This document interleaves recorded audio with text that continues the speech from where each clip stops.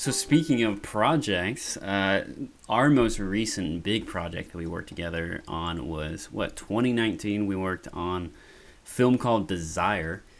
We still hadn't publicly released it yet. You know, we were in the final stages, and then COVID happened a little bit. So, but we just wanted to take a couple minutes to just look at some of our favorite scenes from it and just kind of digest them, talk about, you know, what happened there, kind of the inspirations behind them, and kind of the troubleshooting we did, and just some of the tips and tricks that we used throughout it. So with that, let's start scene one. I really love the little piece that we made it look like he was coming right through a door, like a window frame too. I love that little addition to it. Right. What did we use? One of the crates from the gear for that? I can't remember if that or if it was a natural practical, because we were shooting this in a basement. I honestly genuinely just love, it's such a simple shot. So there's a window you can see on his left. That was the only window in the entire basement, right? We set the aperture 300D up over there in the right corner under the stairs. We did not have a lot of room. We went outside. We picked up a bunch of branches and leaves and everything, and we just C-standed everything up to be right there. Like, it was literally me and you down there. And right. In we the didn't halls. have a crew that day. We didn't have a crew that day. And so it's spoiler alert, the intro and outro shot of the film. Yeah, that was a fun shot to do. And just the slow build of all the audio there with it. But yeah. You know, a lot of this film, a lot of figuring this film out was figuring out how we were going to do all the movement that we wanted to do. Yeah. Because that was one of the biggest things, and also lighting it with all that movement. Yeah. That's why we kind of went down with that top-down lighting look for most of it, because then we could move the camera and not have to move lights everywhere the whole time. And for those of you that don't know, Sam was cinematographer on this, and I was director, and I wrote the project. And where Sam hates working with me sometimes, but he still keeps working with me, is I always want long moving shots. I love it. I love the oneer. I love the movement. And Sam's like, how do we actually make this work? And I'm like, that's your job. No. That's where we sit down for hours and just ideate and storyboard. And we make some really cool stuff out of it. So I know Sam will complain, but he loves working with me. So I do. and what also really helped, because it was going for the really dark and like drop off, that top down look really helped with, like, you know, light drop off, so we could get those darker backgrounds and stuff and hide, because we didn't have, you know, a black space studio. And so we had what was called at our college, we had the black box theater. There were a lot of black curtains and stuff, so we could make it work, but it wasn't clean space, you know. So, well, this shot specifically, was this one actually done on green screen, or did we choose to go back to the black space after we tried that out? We went to the black space because we did some green screen tests, and it was going to be fine. And then the first day of shooting, Nihal showed up with that haircut. And we were shooting on the green screen, and I was like, I don't know if that's going to work. That's good, because, oh, man. Yeah, because he changed it up on us. Yeah. Oh, classic. Because I remember us doing a lot of tests in front of the green screen, but then we went to black box theater, and I think it just worked a lot better. Yeah. We still had to hide a lot of stuff, and I don't think you had to do much roto in this shot, but that circular shot later, man, there were... Yeah. That was a little bit of a pain, huh? Yeah. Oh, yeah, that was. But yeah, so this one was fun because we actually tore apart a treadmill, a really old one. Took down the top piece and actually had Nihal run on it. We have a blooper clip. We should really put that in here of Nihal almost falling off. Yeah. He didn't. He's all good. We would have taken care of him, but that was. Running on a treadmill when you're trying to act and you don't have anything to jump onto is definitely a little bit of a journey. Well, the other problem was that the treadmill was designed for, like, I don't know, like a 5 foot tall person, and he's like what, six feet or something like that. Yeah, it was definitely and we cut it short because he ran for a good bit. We in our first cut we had it a lot longer than what we actually did, but that's filmmaking. So and then I guess jumping over to Palmer, this actually, so there are like 3 main shots that I love in this film, but this one that opens Palmer around 7:10, truthfully, I like when it's one of those ones where everybody's like, oh yeah, this is cool, and they're like, oh, that's awesome. Like, you always hear a comment from it. It's just such a simple... I was very proud of thinking of this shot, and I was very happy with the practical execution you did. Because you did this on Steadicam that day. Yeah. Right. Remember the whole Movi debacle? Gosh. We couldn't get the Movi in that you bought. USPS screwed us over. Oh, man. Yeah, I ordered that like a month and a half in advance, and it got there the day after we shot this scene. Going to the jeweler, but the AP, yeah. Chopper with this girl, so do not test me, yeah. Oh, man. And luckily, Sam is a professional rollerblade hockey player, pretty much. I actually got offered to go over to Europe and play. But so having Sam on the rollerblades with a Steadicam worked out. The shot, we have the song in this scene, which is about a minute and a half shot, and I think we did 20, was it 21 or 27 takes? It was in the 20s. That was a long one. Here, I'll skip ahead to that. Yeah. It was a fun one, but man, if we had the Movi, like, that would have been such an easier process. Because how many of those takes where it's like, my elbow was slightly out of, it bumped. Yeah. And, well, the problem was also that we didn't, like, our rig was too heavy for that Steadicam. We didn't have enough weights to, like, properly counterbalance it. So it was, like, it was kind of wobbly, and it wasn't the greatest to use. And, you know. And so when you put a red on a Steadicam, it's not an easy process. And you're on rollerblades. And I was behind you this entire shot, all those 21 times, just guiding you. Right.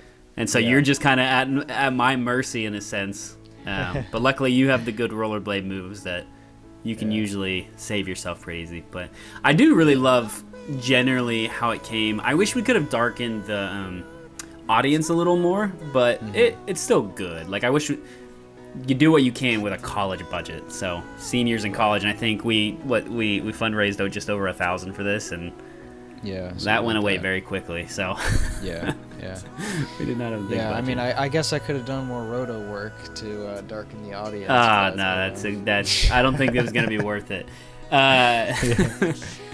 for what we were doing. It doesn't hurt the film. It just would have created the atmosphere, I think, when I had envisioned it a little bit. But with the budget we had, this project came out really well.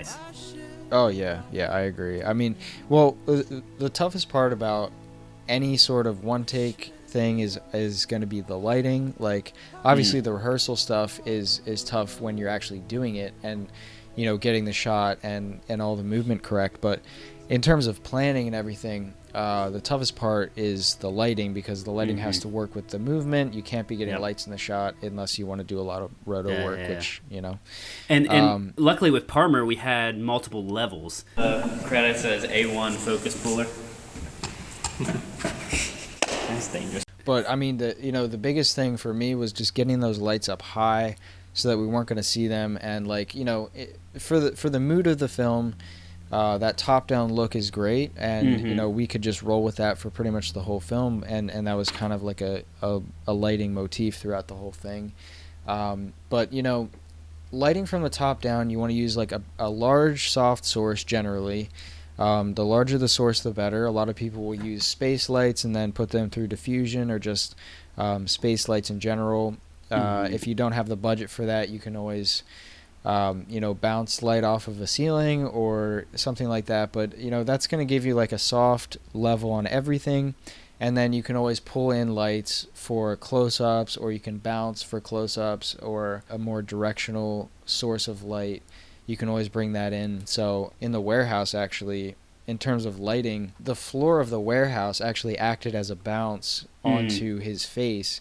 So we actually didn't need any additional lighting. We had that one light that we shitty rigged up top. That was the shittiest of rigs I have ever done. It was.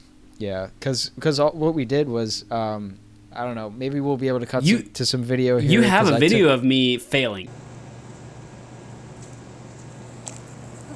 Oh my god. No. We both failed a lot. I mean, you did it better than me, actually, because I almost got we had an extent. What we did is we were in the warehouse, and the ceiling was probably like 25-30 feet high or something like that. It might have been higher, man. It was very tall. I mean, it's a giant warehouse, and it's got those like huge metal beams on the ceiling, and then like a metal tin roof. And so basically, we took the orange construction extension cord, wrapped it like you would when you were like throwing rope up in a tree where it's meant to unravel as it comes down. And we just kept trying to chuck it over one of those. And then we hung an entire 300D setup, like the boxes for it, the light, everything. Yeah. And we pulled that up. It was a very strong wire. It was. But definitely one of the shittiest rigs we've ever done. And then two, truthfully, probably not the safest experience. Now, I always say safety last. Yeah. The amount of gaff tape we put on that thing to make sure nothing came unhinged. So basically, the only way it was coming down was if the cord itself snapped. Yeah. But it was a high grade wire. But again, it was. Wouldn't recommend doing. But we were college kids and we were gonna do it somehow. So. With that, let's hop over to one of the ones that really lives in my mind it's the second black space scene. So we did a lot of this black space. So we'll skip through where he's going through the different girls with the part of the story and like the hallway kind of. Go to 11:58 when it kind of goes on him is where I'm at. Okay, yeah. And the circle shot just begins and you see Grace behind and she goes off camera. And then once it comes around here and we get behind him again, the little bit of roto job you do where you can bring Grace out from behind. And so Grace, the idea, her name's not, her real name is Grace, but in the film, the whole kind of idea was that she was Desire itself and she was a part of it, blah, blah, blah. And so we tried to never show her face, all that kind of stuff. And so we were trying to make it to where like, kind of be a trippy effect where it goes around and she's just coming out of different spaces in this darkness. Just kind of trying to communicate with them. So I really like how this one came out, but this was kind of a pain in the butt for us, huh? Yeah. This was also in the black box theater. And then right there on the ground, I remember there's a lot of like tape markers for the theater people. Because we had a space light set up directly above them, right? With two C-stands and the space light directly above. And so the light coming straight down. So the floor is very visible. There's nothing. It's like a black glossy floor, kind of matte floor. And so you can't not have some light reflection if you're space lighting directly down. And so the tape, so you had to do a lot of masking around this handoff, right? Yeah, that took a long time. I was using the clone stamp tool. I was using masks. I was like just everything I could because it worked out great. This was a fun one to sit there with Vin, who composed for us, and just watching his brain work. Incredible composer.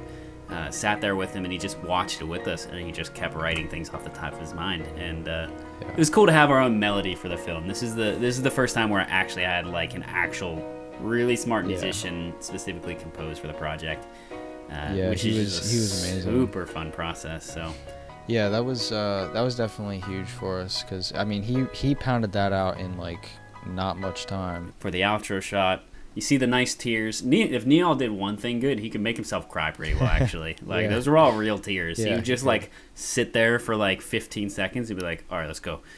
And just tears would come out. I don't know if that's good for you or not, but he could do it. Yeah. So, him and CPAF, the only two people I know that.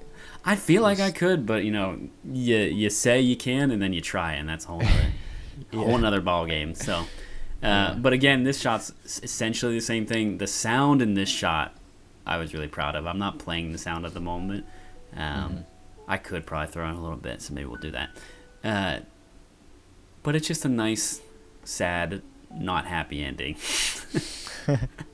But it's like a little bit of contentment of like, we made progress today, but that progress doesn't mean that you just feel great at the end, which was honestly the goal of the whole story. And I thought this outro shot did a really good job of that. So overall, really proud of the project. We hope to release it soon. We want to look into a few more film festival stuff before we actually do. But if you guys want to see more, or if you have any other questions on Desire or just any of the other topics we talked about today, please drop a comment. Let us know questions that you want to know from Sam. It can be Unreal Engine. It can be about the projects we're working on, or just any other tips and tricks. We're happy to answer. We might make some specific videos dedicated to that. We also might just start doing sections in the podcast. So if there are things that you want to hear about or things you want to learn, let us know in the comments below. Like, dislike, whatever you think about this video, please let us know. We're really happy to have you guys. And with that, we just want to say thank you and Yep. stay classy.